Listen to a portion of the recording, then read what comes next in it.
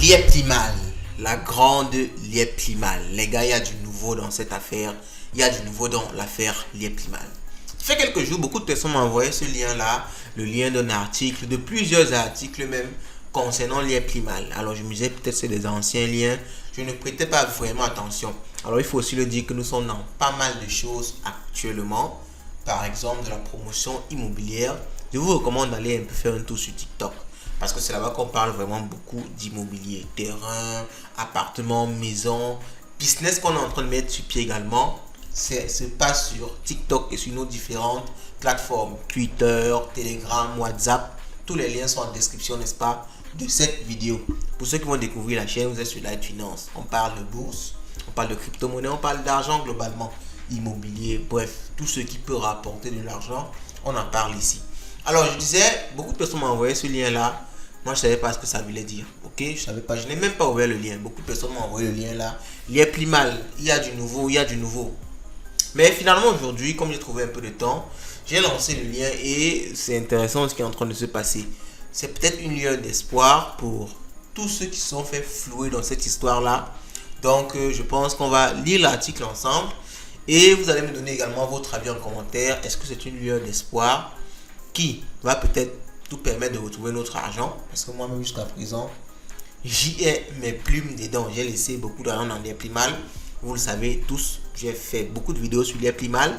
Ici sur cette chaîne, j'ai été totalement transparent en vous montrant même mon compte. Donc, on espère bien que cette nouvelle-ci va nous apporter un plus. Et que dans la suite, peut-être, on va récupérer notre argent.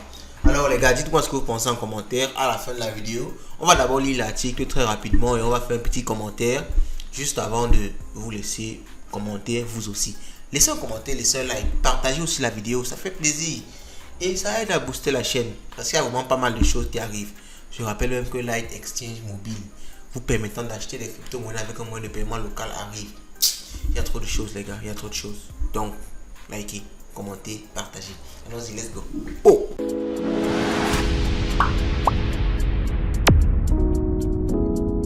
Affaire Lieptimal. Le procureur de la République a été saisi du dossier. Donc on va commencer la lecture, n'est-ce pas, de l'article. Je vous laisse également le lien de l'article en description. Vous pouvez aller lire ça plus posément, n'est-ce pas, après. Alors, le procureur de la République, pour ceux qui ne le savent pas, je vais faire quelques petits commentaires quand même en lisant pour que ce soit un peu intéressant. Sinon, ça va ressembler à une lecture d'écolier. Donc, le procureur de la République, pour ceux qui ne le savent pas, dans une république, ok, dans un pays, c'est le monsieur qui représente l'état du pays. Donc, il peut décider de lancer des poursuites. C'est vraiment le représentant de l'état dans les affaires judiciaires. Ok. Alors, l'information vient d'être donnée par le ministre de la Justice, garde des Sceaux, Laurent Esso, le ministre de la Justice au Cameroun. C'était le 16 juin dernier à l'Assemblée nationale. Alors, nous sommes le 24 aujourd'hui, je pense, 25. Oui, le 25 aujourd'hui. Donc, ça fait juste une semaine environ que ça a été, n'est-ce pas, donné. Alors, la séance de questions orales était bouillonnante à l'Assemblée nationale le vendredi 16 juin 2023. Connu pour son ton et son style direct sans phare, l'honorable Jean-Michel Ninche, c'est un honorable très connu, un député très connu sur la scène politique camerounaise. On va laisser les détails parce que je sais que Lieptimal a frappé dans tout le monde entier, pas juste au Cameroun. Donc, exclu du SDF, Social Democratic Front, a remis au goût du jour l'affaire Lieptimal, qui a secoué le Cameroun ces derniers mois et même années. Parce que ça fait déjà des années quand même, c'est depuis 2021, je pense que ça a scammé. Donc, de nombreux souscripteurs sont toujours en attente de recevoir leur investissement. Plusieurs mois après le déclenchement de ce dossier, le public est resté sans nouvelles de l'affaire.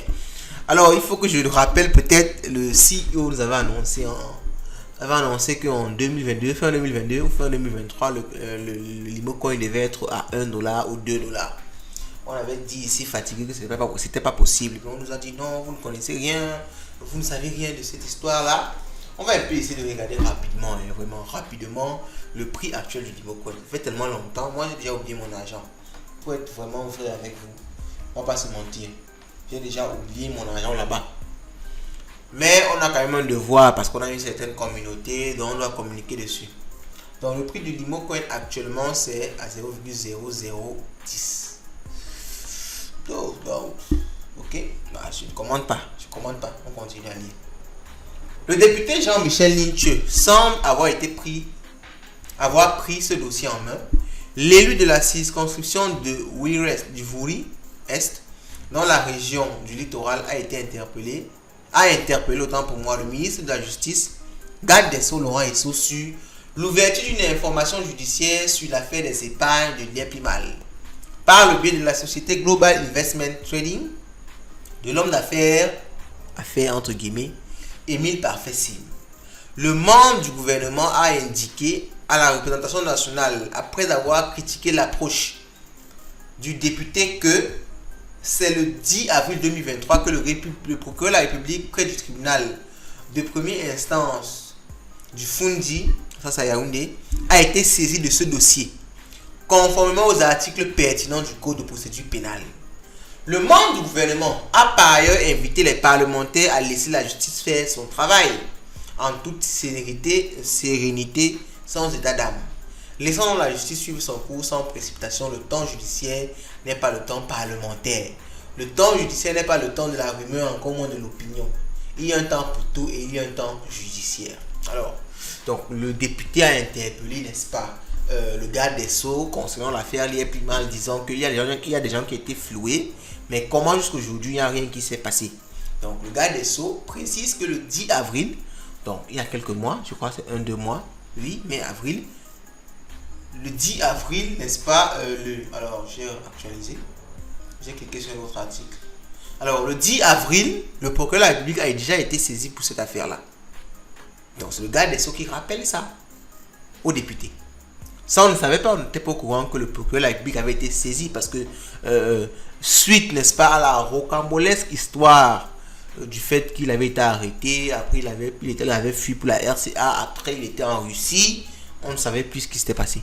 Donc apparemment, le procureur de la République a été saisi de l'affaire le 10 avril et il y a vraiment, donc, parce que quand on saisit déjà le procureur de la République, il faut savoir que c'est autre chose, les gars. Ce n'est plus une petite histoire du quartier où on a saisi le commissaire, non. C'est déjà le représentant de l'État. Donc là, il y a les moyens qui sont mis en jeu pour faire un certain nombre de choses. Donc le procureur de la République a été mis au courant de l'affaire. Bon, forcément, il était au courant, mais je pense qu'il a été instruit maintenant de faire des actions pour pouvoir, n'est-ce pas, faire avancer l'affaire. On se souvient que le 14 février 2022, l'agence Global Investment Trading de Bonapriso doit à l'entreprise promotrice du produit financier Liepli-Mal, crypto-monnaie internationale créée par Parfait Émile Sim, était prise d'assaut par un groupe de personnes se réclamant être des souscripteurs. Ces derniers réclamaient le versement de leur ristourne provenant de leur placement effectué au sein du groupe Global Investment Trading à travers Liepli-Mal. Dans l'impossibilité de percevoir leur dû depuis plusieurs mois, ils avaient manifesté leur mécontentement dans le but de se faire payer régulièrement, conformément aux engagements contractuels pris par l'entreprise. Ok? Dans un communiqué du 6 septembre 2021, le PDG Émile Parfait-Sim limitait déjà les services de retrait d'argent. Considérant le grand flux de demandes de retrait dû à l'augmentation exponentielle de nos membres au quotidien, nous avons le plaisir de vous informer que les demandes de retrait s'arrêteront désormais à partir du 20 de chaque mois à midi et les paiements se feront du 24 au 30 du même mois, avertissait le promoteur. Dans le même ordre d'idée, le président directeur général du GIT fixait par le même certaines limites de retrait et de transfert. On avait parlé de ça. Ok, les limites de transfert et de retrait, c'était déjà pour limiter les sorties d'argent du système. Alors, tous ces éléments-là, on arrête les retraits. On arrête les demandes le 20, mais on ne les traite qu'à partir du 24. C'était des moyens de limiter, n'est-ce pas, les demandes de retrait. Bon, maintenant, il y a eu des plaintes en cascade. On connaît toute l'histoire, on en a parlé tellement. Après le Cameroun, 2 plaintes ont été déposées le 23 juin et le 5 juillet aux États-Unis. Je crois bien que ça vient de Dame Sabine, vous la connaissez forcément. Aux États-Unis et au parquet de Paris, par près de 106 souscripteurs de 15 nationalités différentes contre Émile Parfait-Sim. Quand on parlait de cette histoire ici, on pensait que c'est nous seuls qui parlions de ça. Vous voulez détruire votre frère africain, vous voulez le saboter. Donc, c'est pas moi qui suis parti déposer les 106 plaintes aux États-Unis, à Paris et dans beaucoup d'autres pays. 106 plaintes.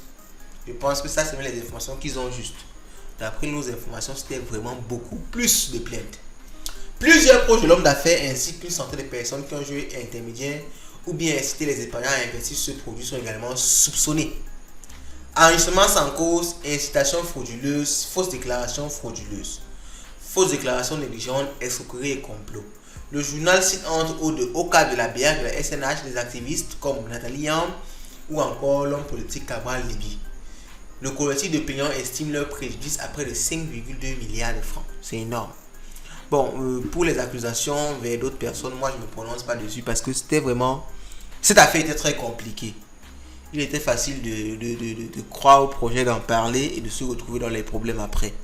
Et beaucoup de personnes qui ne s'y connaissent pas, lorsqu'ils parlent de certains sujets, ils ne posent pas de disclaimer.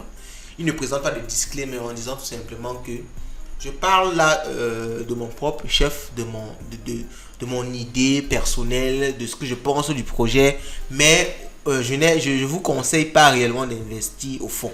Ok? Parce que vous pouvez faire ça. Vous pouvez dire, ok, je partage avec vous ce projet, j'y crois peut-être moi, mais je vous conseille de vous-même vous documenter. Je ne suis pas responsable d'un investissement, je ne suis pas en train de vous motiver. C'est vrai que ça ne vous décrédibilise pas totalement, ça n'enlève pas totalement votre responsabilité de la chose, mais c'est quand même un certain pare-feu qu'il est important de faire, surtout quand on ne connaît pas les tenants et les aboutissants d'un business. Mais maintenant, s'ils connaissaient que c'est une arnaque au fond, là on peut les en vouloir et poursuivre, n'est-ce pas, faire des plaintes comme ils sont en train de dire là. Bon, là moi je peux pas connaître le fond. Les plus mal, la pauvreté est finie en langue bassa, bon, on connaît déjà la suite, hein. La pauvreté est finie, mais c'était pas fini pour vous, c'était fini pour eux. Bon, dites-moi ce que vous pensez de cet article là. Je l'ai lu rapidement. La vidéo était assez rapide parce que c'était assez long. Si je devais le lire, si je devais lire l'article vraiment posément en lisant chaque virgule, on ne devait pas faire ce nombre de temps-ci dans cette vidéo. Donc dites-moi ce que vous pensez en commentaire de tout ça et on se dit à la prochaine. Passez une bonne soirée. Ciao.